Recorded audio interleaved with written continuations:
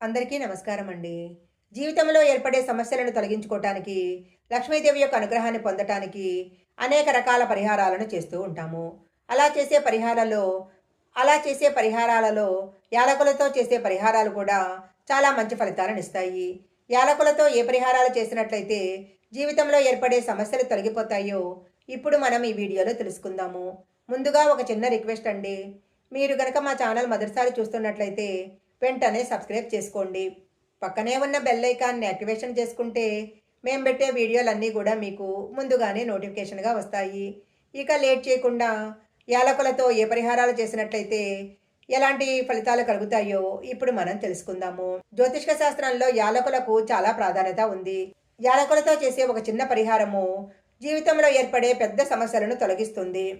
ఎంత పెద్ద సమస్యలైనా సరే యాలకులతో చేసే పరిహారం వలన ఆ సమస్యల నుంచి బయటపడవచ్చు. ఆర్థిక సమస్యలు తొలగిపోవాలన్నా, జేబులో పుష్కలంగా డబ్బు ఉండాలన్నా ఒక 5 పచ్చి యాలకులను తీసుకొని మీ పర్సులో పెట్టుకోవాలి. ఈ యాలకులు పచ్చిగా ఉండాలి. ఎండిపోయిన యాలకులను ఎప్పుడూ పర్సులో పెట్టుకోకూడదు.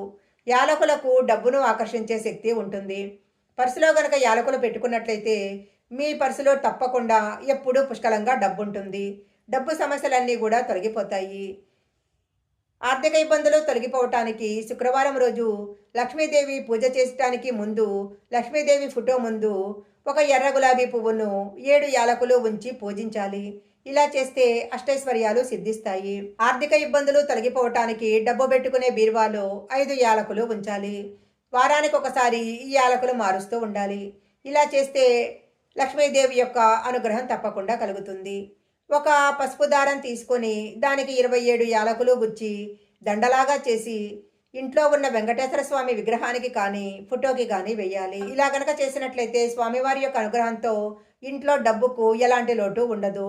పేదరికంతో బాధపడేవారు విషమెత్తుకునే వారికి ఒక నాణ్యంతో పాటు యాలకులను కూడా దానం చేయాలి.